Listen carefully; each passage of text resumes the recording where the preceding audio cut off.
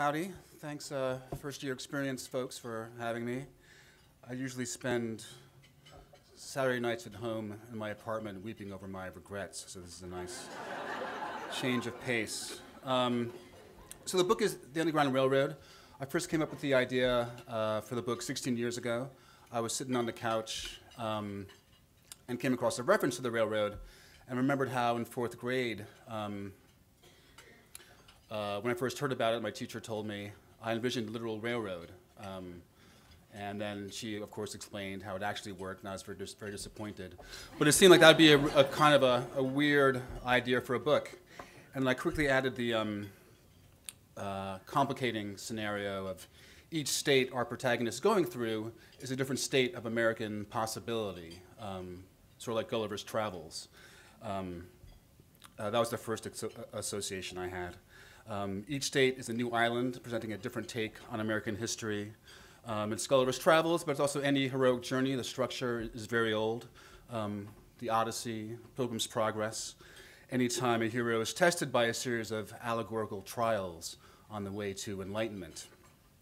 It sounded pretty good, but I knew if I did it back then, I would have screwed it up. I was sort of a Gen X layabout, and I figured if I wrote some more books, I might become a better writer, and if I became a more mature person, I might be able to bring that wisdom to treat the subject with the honor it deserved.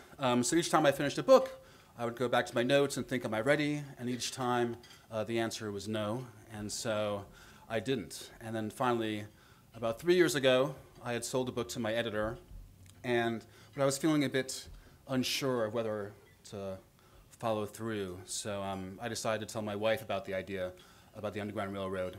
Sometimes in a marriage, you have to make conversation to kill the silences.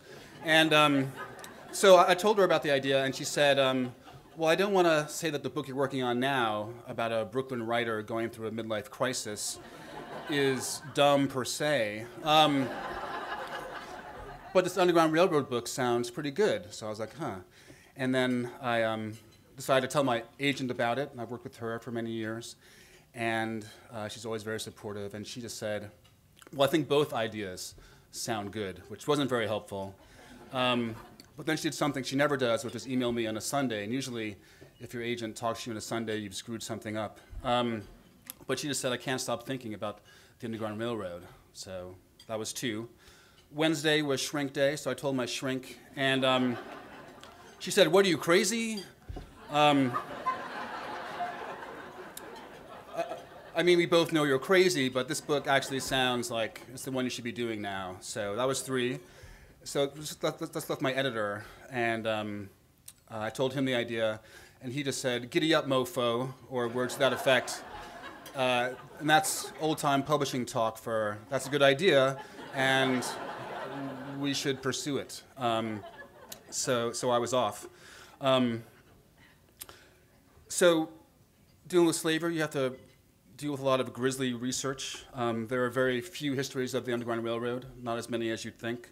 But my main source of research were slave narratives, the big ones, Frederick Douglass, Harriet Jacobs, and in the 1930s, the Federal Writers Project sent out people to interview former slaves, people who'd been kids and teenagers at the time of slavery, to get their oral histories. And I just went through them. Some are only 2 paragraphs long, some are 10 pages, and I went through hoovering up nouns and verbs and adjectives, hopefully to make it sound realistic.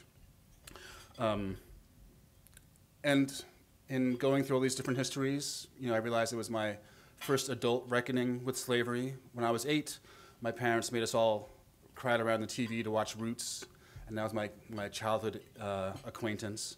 In college, I studied history, and that's a different sort of older acquaintance. But as a grown-up with children, I had sort of had this, this real reckoning. I was acquainted with the after effects of slavery and its reverberations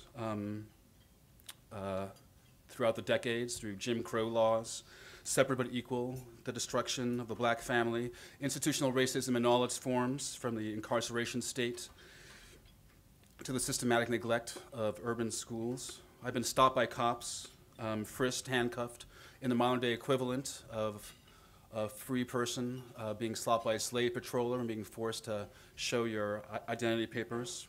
You can see the after effects of slavery in nearly every sector of American life. For example, sometimes even in a gathering of the academic community. It's hard to face our history, no matter where you're coming from.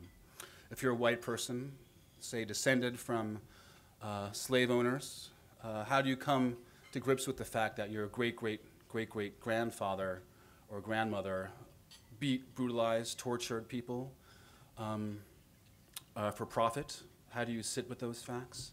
If you're African American, say a third-generation college, growing up with the first black president, how do you contemplate the magnitude of the degradations suffered by your ancestors? What were their names? Where did they live and die? Alabama, Florida? How did they live? What did they suffer? Like many black Americans, my family history sort of thins out 100 years ago, and the key to who I am is lost in the void of slavery, which swallows everything. So how do we as folks living in 2017 reckon with our shared history? One choice I made early on with the Underground Railroad allowed me to make the book more than just a story of an escaped slave in 1850 and enlarge it. It's not a straightforward historical novel, the tip-off being that there's a literal Underground Railroad. That's a clue. It's not like I belong to some historical novelist union, and at the next meeting, Hilary Mantel, author of Wolf Hall, is going to say, do I have to choke somebody? You know, there are no sort of rules about what you can do, and being a fiction writer, the fun thing is making things up. So in moving different historical episodes around, I can enlarge the story. Bring in the Tuskegee syphilis experiment, the reign of the KKK, and it becomes a much bigger novel and a much bigger course I've assembled in the pages. I mentioned the Gulliver's Travels structure. Each state our protagonist travels through is a different state of American possibility, what might have been.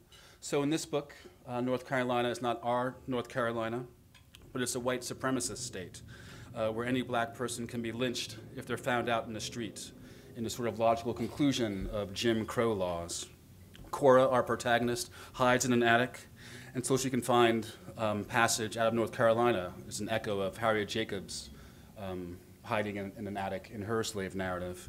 And you think hiding in an attic, Anne Frank, and then suddenly I can enlarge the conversation in the book to include the oppression of Jews in 1930s Germany and compare it to the oppression of black people in America in 1850. It turns out that white supremacists the world over use the same language. They're all reading the same horrible texts and getting their ideas from the same place. And then suddenly, the story of one girl's escape from bondage is an exploration of the demonization of the other in all its forms, whether it's blacks and Jews being hunted up or Mexicans and Muslims being rounded up today. If you talk about our racial past, you're always talking about our racial present, going through slave narratives, reading how free men and free women describe being stopped for their ID papers. I saw that they use the same language that I used in describing when I've been stopped. And it's uncanny, the continuity, the continuum of humiliation, and I think it's worth talking about. So now the book's been out for a few months, and I've been starting to go to visit different kinds of classrooms where the book is being taught. And it's always interesting seeing the different kinds of conversations you have in these classroom visits. I've learned a few things over the years. High school students always want to know, what does it mean? College kids want to know, is my interpretation right? And grad students want to know, how can I get an agent? On the is my interpretation right topic, you know, college kids can sometimes have a hard time with ambiguity, and there's a lot of ambiguity in this book and a lot of other books I've written. They're learning to trust their own interpretation of things, their interpretations of the world, of themselves, and their notions are getting larger and larger each semester. And sometimes they needed, I think, a little push to be comfortable with their own conclusions, that approval from another voice. With a book like mine, when I talk to students, I hope that I can get across that I actually can't tell them what this means or what that means. It's no longer my book anymore. Now it's out in the world. It's theirs now, and they have to find their own way, bit by bit, as we all do. So thanks a lot.